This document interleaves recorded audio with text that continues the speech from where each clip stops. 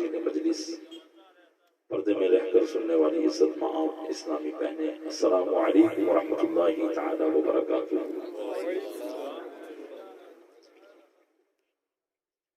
الحمد للہ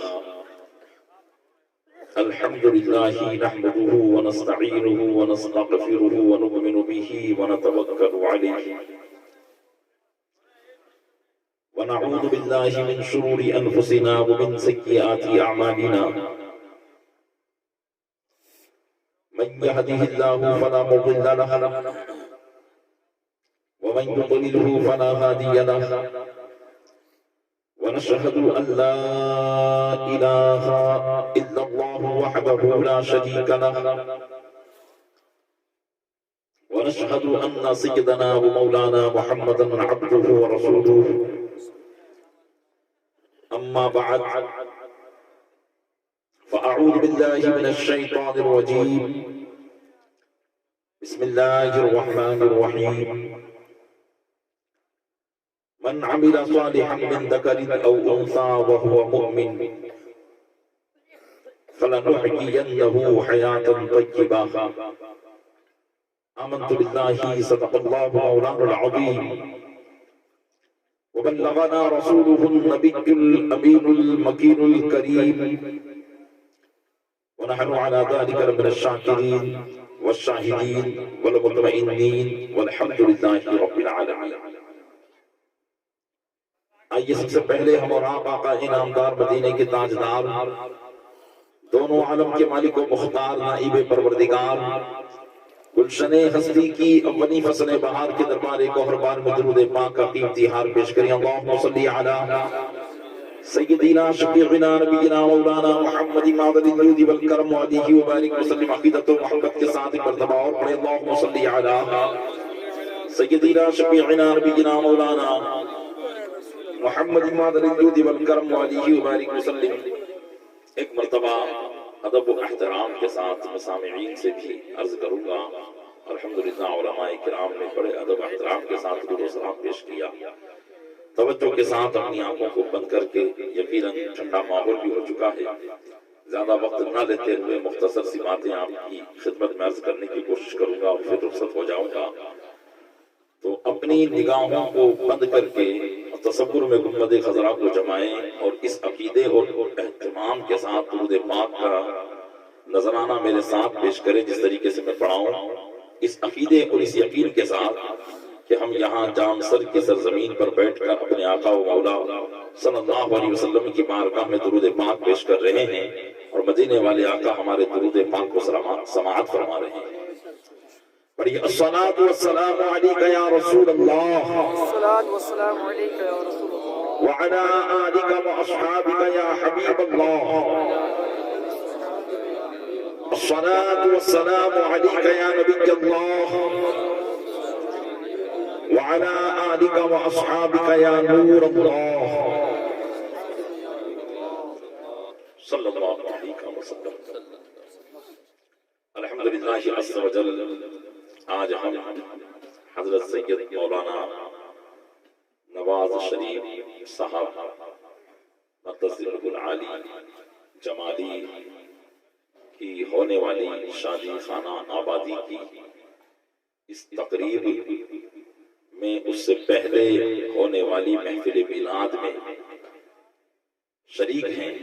اللہ تبارک و تعالیٰ کی بارگاہ میں دعا ہے پروردگار اپنے محبوب صلی اللہ علیہ وسلم کے صدقے میں ہمارا یہاں جمع ہونا اپنی بارگاہ میں قبول فرمائے اور اس محفل پاک کو ہمارے لیے ذریعہ نجات بنائے، آمین بجاہ النبی ربی صلی اللہ علیہ وآلہ وصحبہ التسلیم۔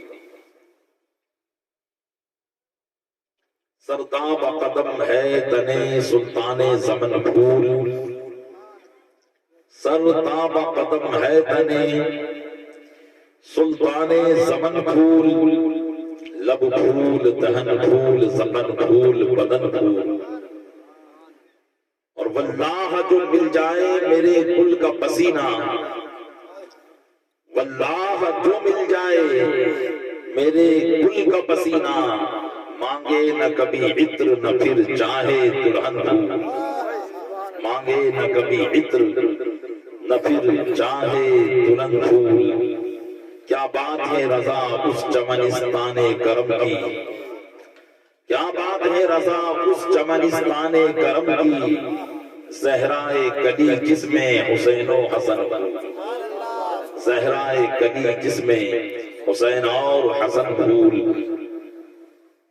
درود پاک پڑھے اللہم صلی علی سیدنا مولانا محمد الجود الجود والکرم علیہ بارک وسلم صلاۃ و سلام علیک یا رسول اللہ۔ قرآن کریم کی خطبہ مسنونہ کے بعد میں نے ایک آیت کریمہ کے حصے کی تلاوت کا شرف حاصل کیا ہے۔ اللہ عز و جل ارشاد فرماتا ہے من عمل صالحا من ذکر او انثى وهو مؤمن فلنحيينه حیاة طیبہ۔ اس آیت کریمہ کے تعلق سے چند گزارشات آپ کی خدمت میں عرض کروں سے پہلے کچھ تمہیدی کلمات میری گفتگو کی آپ سماعت کریں تاکہ آنے والی گفتگو آسان ہو۔ آج کیا بلکہ جب سے دنیا بنی ہے انسان کی ایک سوچ ہے، ایک فکر ہے کہ وہ اچھی زندگی گزارے۔ آج چاہے وہ کسی بھی مذہب و ملت کا ماننے والا ہو، مرد ہو یا عورت، بوڑھا ہو یا جوان، ہر ایک کی خواہش ہوتی ہے کہ زندگی گزارنا ہے تو اچھے طریقے سے ہی گزارنا ہے۔ اب انسان نے اپنے سوچ اور سمجھ کے مطابق اچھی زندگی کے گزارنے کے کئی طریقے بنا لیے۔ کوئی یہ کہتا ہے کہ اچھی تعلیم حاصل کر لیں گے تو اچھی زندگی گزرے گی، کوئی یہ کہتا ہے اچھی جاب مل جائے گی، اچھی نوکری لگ جائے گی تو اچھی زندگی گزرے گی، کوئی کہتا ہے کاروبار اچھا چلے گا تو اچھی زندگی ہو جائے گی۔ لیکن ہم مسلمان ہیں، ہم اپنی ہر بات کی بہتری اپنے دل سے نہیں پوچھتے بلکہ اپنے ہر معاملے کی بہتری کو ہم اپنے قرآن سے پوچھتے ہیں۔ اس لیے کہ قرآن اللہ عز و جل کی بلا سوال کتاب ہے جو اللہ تبارک و تعالیٰ نے اپنے محبوب صلی اللہ علیہ وسلم کے ذریعے انسان کے لیے دستور حیات بنا کر بھیجا ہے، اور یہ زندگی کا قانون ہے، زندگی کا دستور ہے۔ اگر کوئی انسان اچھی زندگی گزارنا چاہتا ہے تو وہ اچھی زندگی اس کی اس سوچ کے مطابق جو اس نے سوچ رکھی ہے، اور وہ سوچ اگر قرآن کی خلاف ہے تو پھر وہ حقیقت میں اچھی زندگی نہیں گزار سکتا ہے۔ اچھی زندگی وہی گزار سکتا ہے جو اللہ عز و جل کے فرمان پر عمل کرے، قرآن سے تعلیم حاصل کرے، رسول اکرم صلی اللہ علیہ وسلم کی حیات طیبہ کا مطالعہ کرے اور ان کی سنت اور ان کی سیرت پاک پر عمل کرنے کی کوشش کرے تو وہی اچھی زندگی گزار سکتا ہے۔ دیکھیے قرآن کریم کیا فرماتا ہے اچھی زندگی کے حوالے سے۔ قرآن کریم میں اللہ ارشاد فرماتا ہے من عمل صالحا من ذکر او انثى، جو مرد یا عورت نیک عمل کرے، وہ مومن لیکن ہو وہ مسلمان۔ اس لیے کہ انسان کی ہر کامیابی ایمان میں پوشیدہ ہے۔ ابھی آپ نے جناب مولانا صاحب کی تقریر بڑی اچھی طریقے سے سماعت کی اور انہوں نے اس بات کی طرف توجہ دلائی کہ ایمان، اور یقیناً ایمان ہی ایک ایسی گرا قدر چیز ہے ایک مومنین کے پاس کہ اس سے قیمتی تو کوئی چیز ہے ہی نہیں۔ اس لیے کہ ایمان کے ذریعے ہی انسان کو اس کے ہر اچھے عمل کا بہتر بدلہ ملے گا، اور اگر ایمان نہیں تو اسے پھر کچھ بھی نہیں ملنے والا۔ آخرت کے اعتبار سے وہ بالکل ناکام ہے۔ اگر وہ اپنی آخرت کو بہتر بنانا چاہتا ہے تو ایمان ضروری ہے۔ تو اللہ تبارک و تعالیٰ نے یہ اسی بات کو فرمایا کہ جو مرد یا عورت اچھے عمل کرے، اچھے کام کرے اور ہو وہ مسلمان، فَلَنُحْيِيَنَّهُ حَيَاةً طَيِّبَةً، تو ہم اس کو اچھی زندگی دلائیں گے۔ اللہ فرما رہا ہے ہم اس کو اچھی زندگی دلائیں گے۔ تو پتہ چلا کہ قرآن ہمیں اچھی زندگی دلانے کا وعدہ کر رہا ہے۔ اب ہم قرآن کی طرف ہی دیکھیں، اور قرآن ہی سے پوچھیں کہ اے قرآن تو ہمیں فرماتا ہے کہ تو ہمیں اچھی زندگی دلائے گا، اللہ کی طرف سے ہمیں یہ وعدہ تیرے ذریعے دیا گیا ہے کہ اچھی زندگی جینے کے لیے ہمیں اس بات کی طرف توجہ دلائی گئی ہے کہ اچھی زندگی جینے کے لیے اعمال صالحہ ضروری ہے۔ ہم پوچھتے ہیں اعمال صالحہ کیا ہے؟ ہم اس عمل کو کرنا چاہتے ہیں جس سے ہماری زندگی بہتر ہو جائے۔ قرآن ارشاد فرمائے گا یقیناً اعمال صالحہ ہم اور آپ جب عمل کرتے ہیں اور جب بھی یہ بات کانوں میں گونجتی ہے کہ نیک عمل کرو تو ہم یہ سوچتے ہیں کہ نیک عمل کرنا نماز ہے، روزہ ہے، حج ہے، زکوٰۃ ہے، یعنی جن کا تعلق براہ راست عبادت سے ہے۔ ہم ان چیزوں کو، ان اعمال کو یہ سمجھتے ہیں کہ یہی عمل اچھے عمل ہیں۔ ہم پوچھنا چاہتے ہیں کہ کیا بس عمل ہمارے لیے یہی 5 اچھے عمل ہیں؟ حالانکہ زندگی تو ہماری اتنی طویل ہے اور ان 5 عمل میں روز کا عمل تو صرف نماز ہی ہے، روزہ تو سال میں 1 بار فرض ہے، زکوٰۃ بھی 1 بار فرض ہے، حج بھی زندگی کا 1 مرتبہ فرض ہے۔ اس کے علاوہ نماز بھی ہماری جو پورے وقت کی ہے، پورے دن کی ہے، اگر 24 گھنٹے میں اس کا وقت نکالا جائے تو اس کے لیے 2.5 گھنٹہ بہت ہے۔ 24 گھنٹے سے 2.5 گھنٹہ مائنس کر دیا جائے، اس کے بعد مومن کون سا اچھا عمل کرے جس سے اس کی اچھی زندگی ہو جائے؟ یقیناً نماز پڑھنے سے زندگی اچھی ہوتی ہے، لیکن کیا نماز پڑھنے کے بعد وہ جو چاہے کرے؟ کیا روزہ رکھنے کے بعد وہ جو چاہے کرے؟ کیا اس نے حج کر لیا پھر چاہے کتنا ہی وہ سودی کاروبار کرے، اس نے زکوٰۃ دے دی چاہے وہ کتنا ہی گناہ کیوں نہ کرے؟ کیا یہی اچھی زندگی ہے؟ پیارے اسلامی بھائیوں، نماز، روزہ، حج، زکوٰۃ سب کر لینے کے بعد اگر ہماری وہ دنیاوی زندگی جسے ہم گزار رہے ہیں، جب تک اس دنیاوی زندگی کو ہم اعمال صالحہ میں نہیں ڈالیں گے، ہماری زندگی کبھی بھی اچھی نہیں ہو سکتی۔ اب آپ دیکھیں، اچھی زندگی کی ایک کڑی شادی خانہ آبادی کی ہے۔ یہ بھی تو ایک اچھی زندگی کی ایک شروعات ہوتی ہے۔ جب شادی ہوتی ہے تو ہر ایک اپنے شادی کے کارڈ پر یہی لکھتا ہے شادی خانہ آبادی، یہی تو لکھا ہوتا ہے۔ لیکن فی زمانہ دیکھا جاتا ہے کہ شادی خانہ آبادی تو لکھا ہوتا ہے، لیکن چند دنوں کے بعد وہ شادی خانہ آبادی نہیں رہتی بلکہ شادی خانہ بربادی بن جاتی ہے۔ یعنی ایک وہ شادی جو 2 گھر کو ملانے کے لیے کی گئی تھی، اس شادی کے ہو جانے کے بعد وہ شادی خانہ آبادی نہیں رہتی بلکہ خانہ بربادی ہو جاتی ہے۔ خاندانوں کے اندر دشمنیاں پیدا ہو جاتی ہے۔ ملانے گئے تھے 2 گھر کو، یہاں خاندان کے خاندان ایک دوسرے سے جدا ہو گئے۔ آخر کار یہ کیا ہوا؟ ہم تو اچھی زندگی گزارنے کے لیے، اچھی زندگی کی شروعات کرنے کے لیے شادی کرنے گئے تھے۔ نکاح ہم نے کیا اس لیے تھا تاکہ 2 اجنبی اور اجنبیہ کی زندگی بہتر ہو جائے۔ پیارے اسلامی بھائیوں، یقیناً ہمارے قرآن کا ہر حرف بالکل سچا ہے اور اس کا وعدہ ہے کہ یقیناً شادی بھی ایک اچھی زندگی کی شروعات ہے، لیکن ہم غور کریں کیا ہم نے اس شادی کی شروعات اس کے مطابق کی ہے جو اللہ و رسول نے ہمیں فرمایا ہے، یا اس کے مطابق کی ہے جو دنیا کا ہم رسم و رواج دیکھ رہے ہیں؟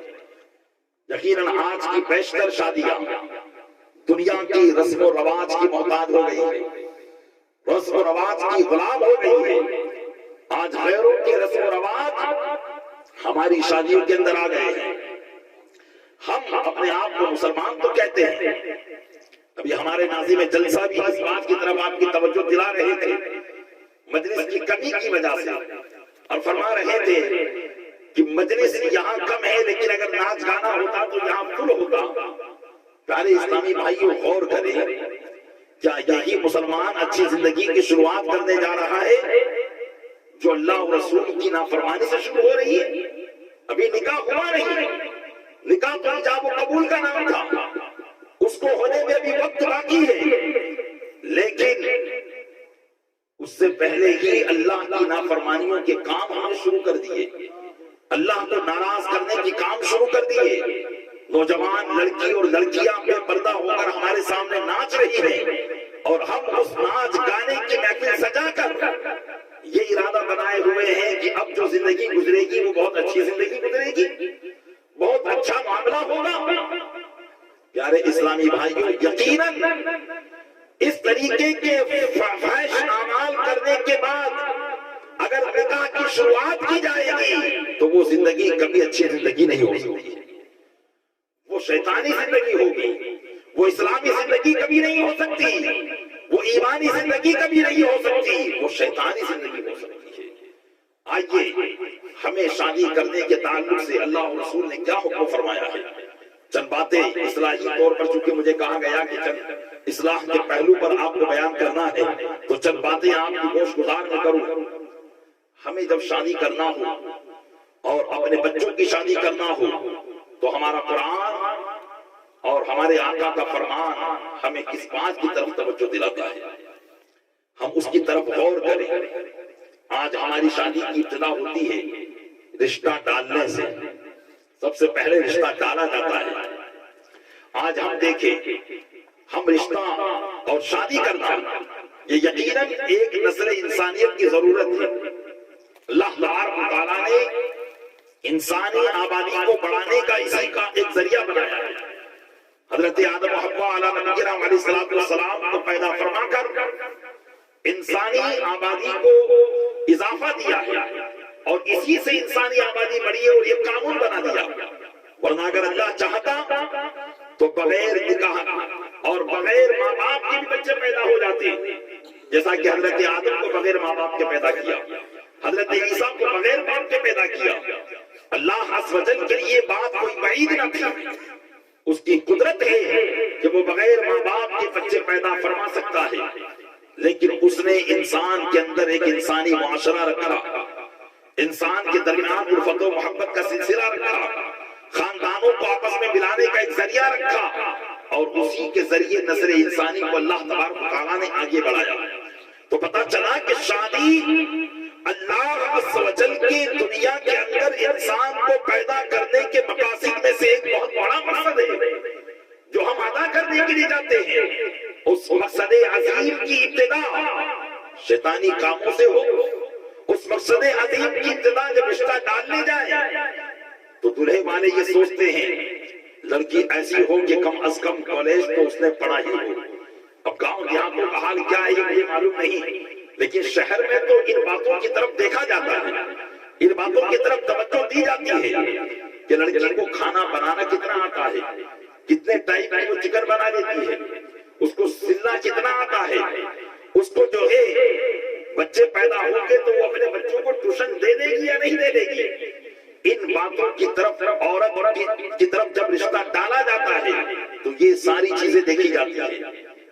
نہیں دیکھتا ہے مسلمان تو صرف یہ نہیں دیکھتا کہ کیا وہ لڑکی جسے ہم اپنی بہو بنانے والے ہیں، جسے ہم اپنے خاندان کی ماں بنانے والے ہیں، کیا وہ بہو ہمارے گھر میں آ کر اللہ و رسول کے فرمان کو عام کرے گی یا نہیں کرے گی، نماز پڑھے گی یا نہیں پڑھے گی۔ ان باتوں کی طرف ہمیں توجہ نہیں ہوتی، اور ہمارا معاشرہ بس دنیا کی دیکھا دیکھی میں ایک اپنی نسل کی تباہی و بربادی کے لیے وہ دنیا کی ہر اس ضرورتوں کو پورا کرتا ہوا نظر آتا ہے، لیکن دین کی ضرورتوں کو پورا نہیں کرتا ہوا نظر آتا ہے۔ آئیے اللہ کے محبوب صلی اللہ علیہ وسلم کی حدیث پاک ہمیں اس بات کی طرف توجہ دلاتی ہے۔ میرے آقا صلی اللہ علیہ وسلم ارشاد فرماتے ہیں کہ مومن کے لیے تقوی اور پرہیزگاری کے بعد، مومن کے لیے تقوی اور پرہیزگاری کے بعد نیک بیوی سے بہتر کوئی چیز نہیں ہے، نیک بیوی سے بہتر کوئی چیز نہیں ہے۔ تقوی کس کو کہتے ہیں؟ تقوی کہتے ہیں اللہ تبارک و تعالیٰ سے خوف رکھنے کو، بندہ اللہ سے ڈرے، آخرت کا خوف رکھے۔ اب اس نے اگر اپنے آپ کو اللہ عز و جل کی خشیت میں رکھا ہے اور وہ اللہ تبارک و تعالیٰ سے ڈرتا ہے، احکام شریعت کا پابند ہے، تو اب اللہ کے محبوب صلی اللہ علیہ وسلم اس کے لیے ارشاد فرماتے کہ اب اگر اس کے لیے سب سے بہتر کوئی چیز ہے تو وہ نیک بیوی ہے، یہی سب سے بہتر چیز ہے۔ تقویٰ کے بعد پھر ارشاد فرمایا کہ وہ نیک بیوی کیسی ہو؟ ارشاد فرمایا کہ جو اللہ کے احکام کو بجا لاتی ہو، شوہر کے حکم کی فرما برداری کرتی ہو، اور شوہر جب اس کو حکم دے تو اسے خوش کر دیتی ہو۔ یہ اللہ کے محبوب صلی اللہ علیہ وسلم نے ایک نیک بیوی کی ڈیفینیشن بتائی، ایک اچھی بیوی کی تعریف بتائی کہ اچھی بیوی وہ ہے کہ جو اللہ اور رسول کی اطاعت کرتی ہو اور شوہر جب اسے حکم دے تو اسے خوش کر دیتی ہو۔ پیارے اسلامی بھائیوں، ہم غور کریں، ہم بھی غور کریں، آپ بھی غور کریں، کیا ہم جب رشتہ کرنے کے لیے جاتے ہیں تو ان چیزوں کو دیکھتے ہیں، ان باتوں کو مد نظر رکھتے ہیں کہ وہ بیوی جو آئے گی، جو آج ہمارے خاندان کی بہو بننے والی ہے، ہماری نسل کی ماں بننے والی ہے، کیا وہ اللہ اور رسول کی فرما بردار ہے کہ نہیں؟ یقیناً ہم ان چیزوں کو نہیں دیکھتے ہیں۔ آئیے دوسری حدیث پاک سنیں کہ نیک بیوی اسلامی معاشرے میں ایک مرد کے لیے کتنی بہتر ہوا کرتی ہے۔ اللہ کے محبوب صلی اللہ علیہ وسلم ارشاد فرماتے ہیں کہ جسے 4 چیزیں مل گئی اسے دنیا اور آخرت کی بھلائی مل گئی۔ آج دنیا اور آخرت کی بھلائی کسے نہیں چاہیے؟ آج دنیا کی بھلائی کے لیے، دنیا کی بہتری کے لیے انسان مارے مارے پھر رہا ہے، اپنا وطن چھوڑ کر دوسرے وطن بھی چلا جاتا ہے دنیا کی بہتری اور بھلائی کے لیے، لیکن اس کے باوجود اسے سکون نہیں۔ آئیے دنیا کی بہتری اور بھلائی اور آخرت کی بہتری اور بھلائی کن چیزوں میں ہے؟ اللہ کے محبوب صلی اللہ علیہ وسلم ارشاد فرماتے ہیں جسے 4 چیزیں مل گئی، یہ 4 چیزیں آپ یاد رکھ لیں آج کے بیان میں، اور ان چیزوں کو حاصل کرنے کی کوشش کریں۔ فرمایا جسے یہ 4 چیزیں مل گئی اسے دنیا اور آخرت کی بھلائی مل گئی۔ نمبر 1 ارشاد فرمایا شکر گزار دل، جسے شکر گزار دل مل گیا، یعنی ہر بات میں اللہ کا شکر کرنے والا، نا شکری سے کام نہ لینے والا، یقیناً وہی دل ہے جو اللہ تبارک و تعالیٰ کی نعمتوں پر ہمیشہ اس کا شکر ادا کرتا رہتا ہے۔ یقیناً شکر اللہ تبارک و تعالیٰ کی بارگاہ میں اتنا محبوب و پسندیدہ ہے کہ اللہ تبارک و تعالیٰ نے خود ارشاد فرمایا مشکورنی، اے میرے بندو میرا شکر ادا کرو، ولا تکفرون، اور میری ناشکری نہ کرو، اس لیے کہ اللہ تبارک و تعالیٰ کا جو شکر کرتا ہے، اللہ ارشاد فرماتا ہے لئن شکرتم لازیدنکم، اگر تم میرا شکر کرو گے تو میں اپنی نعمتوں میں اور اضافہ فرماؤں گا، میں تمہیں اور عطا کروں گا۔ دنیاوی نعمت پر شکر کرو گے تو دنیاوی نعمت پر عطا کروں گا، اور آخرت کی نعمت پر شکر کرو گے تو آخرت کی نعمت تمہیں عطا کر دوں گا۔ آخرت کی نعمت کیا ہے؟ یہی ایمان ہے۔ ایمان ملنے پر تم میرا شکر ادا کرو گے، میں تمہارے اس ایمان میں اور اضافہ کروں گا۔ نماز پڑھنی، نماز ادا کرنے پر تم میرا شکر ادا کرو گے، میں اس میں تمہیں اور ترقی عطا فرماؤں گا۔ نماز کی تمہاری پابندی ہوتی چلی جائے گی، تم شکر تو کرتے دیکھو۔ پیارے اسلامی بھائیوں، یقیناً شکر انسان کو شادی کی زندگی میں بھی شکر کرنے کے بہت سے موقع میسر آتے ہیں۔ بسا اوقات آدمی کو اگر کم قسمتی سے کوئی بد زبان عورت مل جائے تو پھر وہ آپے سے باہر ہو جاتا ہے اور یہ سوچتا ہے کہ اس کو طلاق دے، وہ اس کے ساتھ زندگی گزارنا نہیں چاہتا۔ اے پیارے اسلامی بھائیوں، میں آپ سے مخاطب ہوں، اگر کم قسمتی میں اگر ایسی کوئی عورت ہمارے عقد میں آ جائے، ہم اسے سنبھال کر رکھنے کی کوشش کریں اور اس پر صبر کریں اور اللہ کا شکر کریں تو یقیناً اللہ تبارک و تعالیٰ اس میں ہمارے لیے بہتری پیدا فرما دے گا، اس میں اللہ تبارک و تعالیٰ ہمارے لیے بہتری فرما دے گا۔ تو پتہ چلا کہ شکر گزار دل انسان کے لیے بہتر ہے۔ اگر انسان نے اپنے دل کو شکر گزار بنا لیا تو یہ شکر گزاری اسے گھر کے اندر بھی بہتر بنا سکتی ہے، اور یقیناً عورتوں کے لیے بھی شکر گزاری بہت بڑی چیز ہے۔ عورتوں میں بھی شکر گزاری کی صفت تلاش کرنی چاہیے۔ جب ہم اپنے بیٹے کا پیغام لے کر کسی کے وہاں جائیں تو اس بات کو ضرور دیکھیں کہ جس کے وہاں پیغام لے کر جا رہے ہیں وہ شکر گزار ہے کہ نہیں. اور یقیناً یہ چیز عورتوں میں بہت کم پائی جاتی ہے. اللہ کے محبوب صلی اللہ علیہ وسلم ایک مرتبہ عورتوں کی جماعت کے پاس سے گزرے تو اللہ کے محبوب صلی اللہ علیہ وسلم نے ارشاد فرمایا کہ عورتوں تمہیں میں نے بہت زیادہ جہنم میں دیکھا ہے. تو عورتوں نے پوچھا یا رسول اللہ کس وجہ سے؟ ارشاد فرمایا کہ تم ناشکری بہت زیادہ کرتے ہو. تو انہوں نے کہا کیا ہم اللہ کی ناشکری کرتی ہیں؟ فرمایا نہیں بلکہ تم اپنے شوہروں کی ناشکری بہت زیادہ کرتے ہو. اور پھر آگے ارشاد فرمایا کہ اگر کوئی عورت کئی سال اپنے شوہر کے ساتھ گزار دے اور اسے کوئی تکلیف نہ پہنچی ہو لیکن زندگی میں اگر ایک مرتبہ تکلیف اسے پہنچی ہو تو پھر وہ یہی کہتی نظر آتی ہے کہ جب سے اس گھر میں آئی ہوں کبھی سکھ کا سانس ہی نہیں لیا، کبھی چین کا سانس ہی نہیں لیا ہے. تو یہ چیزیں پیارے اسلامی بھائیوں جو اسلامی بھائی اپنے نکاح کے وقت تلاش کرے گا یقیناً کبھی بھی وہ بیوی کی شکایتوں سے پریشان نہ ہوگا. اور وہ لڑکی والے بھی اگر اپنے داماد میں ہونے والے داماد میں اگر شکر گزاری کا جو ہے یہ شکر گزاری کی عادت تلاش کریں گے تو وہ کبھی بھی اپنی بیٹی کے لیے کبھی بھی رسوا نہیں ہوں گے. دوسری بات میرے آقا علیہ السلام نے فرمائی کہ شکر گزار دل، اور دوسری بات اللہ کا ذکر کرنے والی زبان. اللہ کا ذکر کرنے والی زبان جسے مل گئی اسے دنیا اور آخرت کی بھلائی مل گئی. آج یہ زبان ہے جس زبان سے ہم نہ جانے کتنے گناہ کر ڈالتے ہیں. نکاح کے خطبے میں اسی لیے ہم نکاح کا خطبہ تو سن لیتے ہیں لیکن نکاح کے خطبے میں دونوں طرفین کو اللہ کا فرمان سنا کر اس بات کی طرف متوجہ کیا جاتا ہے. یہ اور بات ہے کہ خطبہ ہماری سمجھ میں نہیں آتا لیکن قرآن کریم کی ایک آیت کریمہ پڑھی جاتی ہے یا ایھا الذین آمنوا اتقوا اللہ وقولوا قولا سدیدا. اے ایمان والو اللہ سے ڈرو اور سیدھی بات کہو.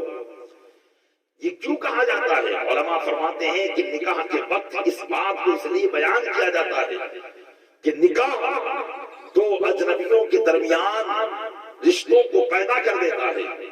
اب ہو سکتا ہے کہ دونوں کے مزاج کبھی موافق نہ آئے، دونوں ایک دوسرے کے مزاج کے مخالف ہو، ان کی زبان سے کچھ بات نکل جائے، عورت کی زبان سے کچھ بات نکل جائے تو دونوں میں ہو سکتا ہے کہ لڑائی جھگڑا ہو یا کوئی معاملہ ہو. تو اس لیے نکاح کے وقت ہی اس بات کی طرف متوجہ کر دیا جاتا ہے اور مسلمانوں کو متنبہ کر دیا جاتا ہے کہ دیکھو اب یہ زندگی تمہاری شروعات ہوگی، ہو سکتا ہے تمہارے مزاج ایک دوسرے کے خلاف ہو، تم ایک دوسرے کی عادت کو نہ سمجھ پاؤ. تو جب تک تم ایک دوسرے کی عادت کو نہ سمجھ پاؤ اس وقت تک اپنی زبان کو سنبھال کر رکھنا. سارے معاملات تو آگے چل کر آسان ہو ہی جائیں گے.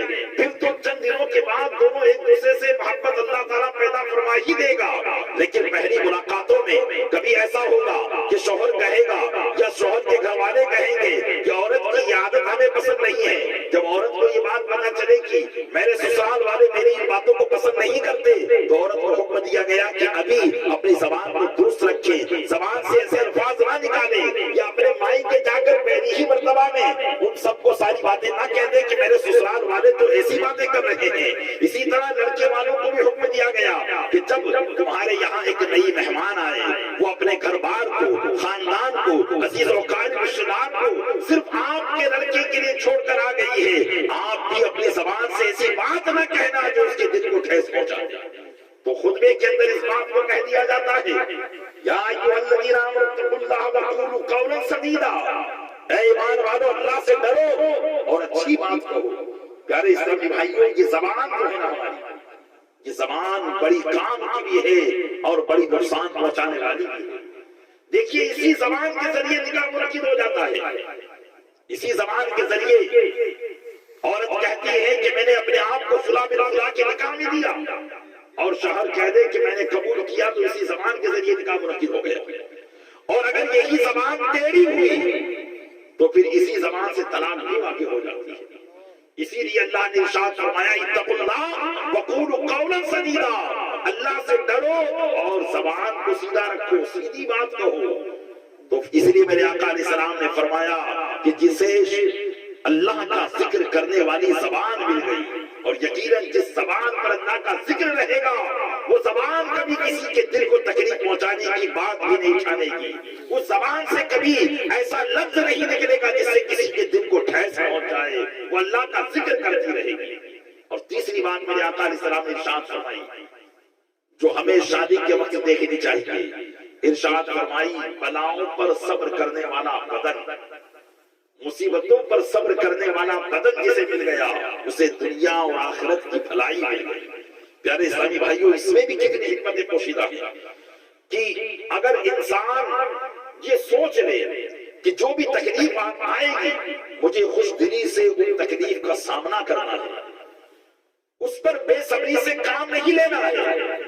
اگر ایک شوہر سوچ لے کہ بیوی کی وجہ سے اگر مجھے کوئی تکلیف پہنچے گی تو میں صبر کروں، عورت سوچ لے کہ اگر بائی چانس مجھے کوئی تکلیف پہنچی تو میں صبر کروں گی، تو آپ بتائیں کیا اس کا گھر کبھی بگڑ سکتا ہے؟ ہرگز نہیں بگڑے گا۔ اس لیے فرمایا کہ جسے مصیبتوں پر صبر کرنے والا بدن مل گیا، یہ تین باتیں کے ساتھ ساتھ میرے آقا علیہ السلام نے چوتھی بات بھی ارشاد فرمائی، وہ یہ فرمائی کہ جسے نیک بیوی مل گئی۔ ان تینوں چیزوں کے ساتھ ساتھ شکر گزار دل، ذکر کرنے والی زبان، مصیبتوں پر صبر کرنے والا بدن، اور ان تینوں چیز کے ساتھ ساتھ جسے نیک بیوی مل گئی، میرے آقا کریم ارشاد فرماتے ہیں کہ اسے دنیا اور آخرت کی بھلائی، اسے دنیا کی بھی بھلائی عطا کر دی گئی ہے اور اسے آخرت کی بھی بھلائی عطا کر دی گئی ہے۔ اب چاہے وہ غریب بھی ہوگا تب بھی کئی مالداروں سے خوش ہوگا، اور اگر اس کے پاس یہ چاروں چیزیں نہیں ہیں تو چاہے دنیا کی سینکڑوں دولت ہزاروں دولت اس کے پاس لا کر رکھ دی جائے لیکن ہمیشہ وہ غمگین اور پریشان ہی نظر آتا ہے۔ یہ ہے پیارے اسلامی بھائیوں اللہ کے محبوب صلی اللہ علیہ وسلم کا فرمان۔ تیسرا فرمان سنیں، میرے آقا علیہ السلام ارشاد فرماتے کہ نوجوانوں، عورت سے چار باتوں کی وجہ سے نکاح کیا جاتا ہے، اس کے نسب کی وجہ سے، اس کے حسن کی وجہ سے، اس کے مال کی وجہ سے، اور اس کے دین کی وجہ سے۔ جب رشتہ کیا جاتا ہے تو یہ دیکھا جاتا ہے کہ اس کا نسب کیا ہے، کہیں وہ نچلے گھرانے کی تو نہیں ہے، اس کا حسب کیا ہے، وہ مالدار ہے کہ نہیں ہے، ہم شادی کریں گے تو کیا گاڑی وغیرہ ہمیں دہیج میں ملے گی کہ نہیں ملے گی، سونا کتنا چڑھایا جائے گا، یہ ساری چیزیں دیکھی جاتی ہے۔ میرے آقا علیہ السلام فرماتے ہیں کہ عورت سے چار باتوں کی وجہ سے شادی کی جاتی ہے، لیکن اے مسلمانوں ارشاد فرمایا آقا نے علیکم بذات الدین، تم پر دین والیہ لانا، تم دین والی عورت کو اختیار کرو۔ کہ یقیناً جب دین والی عورت گھر میں آتی ہے نا تو وہ پورے گھر کو دیندار بنا کر رکھ دیتی ہے، اور جب اولاد سے پیدا ہوتی ہے تو پھر وہ ایکٹر اور کرکٹر کے پیچھے چلنے والی نہیں ہوتی بلکہ وہ غوث و خواجہ کی غلامی کا دم بھرنے والی اولاد ہوتی ہے۔ وہ نیک اولاد ہوا کرتی ہے جن کی زبانوں پر رسول اکرم صلی اللہ علیہ وسلم کی نعت کے ترانے ہوا کرتے ہیں، جن کی زبان پر گانے نہیں ہوا کرتے بلکہ وہ ان سے ہونے والی اولاد نیک اور صالح اور اپنے ماں باپ کی فرما بردار ہوا کرتی ہے۔ تو یہ ہے پیارے اسلامی بھائیوں ہمارے اسلام کی ہم سے ڈیمانڈ، اس ایک موقع پر جبکہ ہم دو اجنبیوں کو ملانے جا رہے ہیں، اس ایک موقع پر یہ ہمارے اسلام کا ہم سے ڈیمانڈ ہے، یہ ہمارے اسلام کا ہم سے تقاضا ہے کہ تم ان تقاضوں کو پورا کرو۔ ہم وعدہ کرتے ہیں فَلَنُحْيِيَنَّكُمْ حَيَاةً طَيِّبَةً، ہم تم کو اچھی زندگی دلائیں گے، پھر تمہاری ایسی زندگی ہوگی، تمہارا گھر ایسا گھر ہوگا کہ دیکھنے والا تمہارے گھر کو جنت کا نمونہ کہا کرے گا، تمہارے لڑکے کی زندگی ایسی ہوگی کہ دیکھنے والا کہے گا کہ یہ مولا کائنات کا غلام ہے، اور تمہاری بہو ایسی ہوگی کہ دیکھنے والا کہے گا کہ خاتون جنت کی کنیز ہے۔ پیارے اسلامی بھائیوں گھر کی کبھی کبھی انبن کے معاملات ہوتے رہتے ہیں، اس معاملے کو کبھی بھی اضافہ نہیں دینا چاہتے کہ یقیناً ہمارا اسلام ان چیزوں سے سخت منع کرتا ہے۔ ہمارے آقا صلی اللہ علیہ وسلم نے پہلے تو قرآن میں اور قرآن کے بعد حدیث پاک میں ان ساری باتوں کے علاج قرآن اور حدیث میں رکھے ہیں۔ ایک آیت نہیں کئی آیتیں ہیں جس میں گھریلو نظام کو چلانے کے طریقے ہمیں بتائے گئے. مرد اور عورت مل کر اپنے گھر کے نظام کو کیسے چلائیں، قرآن نے کئی طریقے ہمیں بتائے. صرف ایک بات عرض کر کے اپنی گفتگو کو اختتام کے قریب لاتا ہوں. اللہ تبارک و تعالیٰ ارشاد فرماتا ہے الرجال قوامون علی النساء، مرد عورتوں پر حاکم ہیں. مرد عورتوں پر حاکم ہیں. گویا کہ گھر ایک سلطنت ہے اور اس سلطنت کے اندر ظاہر سی بات ہے کوئی سلطنت ہوگی تو اس میں ایک حاکم ضرور ہوگا. اس سلطنت کے نظام کو چلانے کے لیے فرمایا اللہ تبارک و تعالیٰ نے کہ مرد اس گھر کا حاکم ہے اور عورتیں اس گھر کی محکوم اور رعایا ہے. اب کوئی عورت یہ نہ سمجھے کہ یہ تو قرآن کی ناانصافی ہے. یقیناً قرآن کبھی بھی کسی کام کسی فرمان کو ناانصافی کے ساتھ بیان نہیں کرتا، بلکہ قرآن چونکہ دین فطرت کی کتاب ہے، جو انسانی فطرت میں ہوا کرتا ہے وہی قرآن بیان کرتا ہے. مفسرین فرماتے ہیں کہ یہاں پر مرد کو فضیلت دینا اور مرد کو حاکمیت سپرد کرنا اس لیے ہے کہ مرد عورتوں سے عقل و دانائی اور طاقت و قوت میں زیادہ ہوا کرتا ہے. مرد کے پاس عقل بھی زیادہ ہوتی ہے، طاقت و قوت بھی زیادہ ہوا کرتی ہے. اس لیے اللہ تبارک و تعالیٰ نے یہ نظام مرد کے سپرد فرمایا ہے. یہ نظام مرد کے سپرد فرمایا ہے، جیسا کہ خدا آگے ارشاد فرماتا ہے بما فضل اللہ بعضکم علی بعض. یہی سبب سے ہے کہ اللہ نے تم میں سے بعض کو بعض پر فضیلت عطا فرمائی. تو چونکہ مرد کو اللہ نے عورتوں پر فضیلت عطا فرمائی اس لیے کہ مرد حاکم ہوتا ہے، مرد جو ہے بادشاہ ہوا کرتا ہے، مرد ہی کے حصے میں نبوت آئی ہے اور مرد ہی باہر کے کام کاج کو سنبھال سکتا ہے، جبکہ بنسبت عورت کے وہ ان تمام کاموں کو نہیں کر سکتی ہے. اس لیے اللہ تبارک و تعالیٰ نے عورت کے ذمے گھر کے نظام کو فرمایا اور مرد کے ذمے باہر کے نظام کو عطا کیا تاکہ باہر کا نظام مرد سنبھالے اور گھر کا نظام عورت سنبھالے. اور جب یہ دونوں اپنی ذمہ داری کو سمجھ لیں گے، مرد یہ سمجھے گا کہ باہر کے جتنے بھی حقوق ہیں وہ مجھے ادا کرنے ہیں، عورت یہ سمجھے گی کہ گھر کے جتنے بھی حقوق ہیں وہ مجھے ادا کرنے ہیں. جب دونوں ایک دوسرے کے حقوق کو سمجھ لیں گے تو اس گھر کی سلطنت بہت بہتر طریقے سے چلا کرے گی. اس گھر میں کبھی لڑائی جھگڑا نہیں ہوگا. پھر عورت یہ نہیں کہے گی کہ مجھے باہر جانا ہے، مجھے یہ خریدنا ہے، مجھے وہ کرنا ہے. مرد یہ نہیں کہے گا کہ میں اتنا کیوں کام کروں، میرے ذمہ یہ نہیں ہے. بلکہ مرد جب سمجھ لے گا کہ اللہ تعالیٰ نے یہ جواب داری مجھے عطا فرمائی ہے تو وہ اپنی اس جواب داری کو بخوبی انجام دے گا. اور عورت یہ سمجھ لے گی کہ گھر کے معاملات کو مجھے چلانا ہے تو وہ اپنے گھر کو بہت بہتر انداز سے چلائے گا. قرآن کریم نے کئی مقام پر ہماری یہاں رہنمائی فرمائی اور کئی باتیں ہمیں صرف اور صرف نکاح اور نکاح کے بعد ازدواجی زندگی اور امور خانہ داری کے حوالے سے جو انسان کو ضرورت پڑتی ہے وہاں قرآن کریم نے ہماری رہنمائی فرمائی ہے. اس لیے پیارے اسلامی بھائی، ہمیں ہر کام سے پہلے، ہر معاملے سے پہلے اپنے علماء سے ربط رکھنا ہے، ان سے رابطہ کرنا ہے. اگر ہم شادی بھی کرنے جا رہے ہیں تو ہم ضرور اپنے علماء سے یہ دریافت کریں کہ ہم شادی کرنے جا رہے ہیں، بتائیں ہماری شادی کیسے بہتر ہوگی.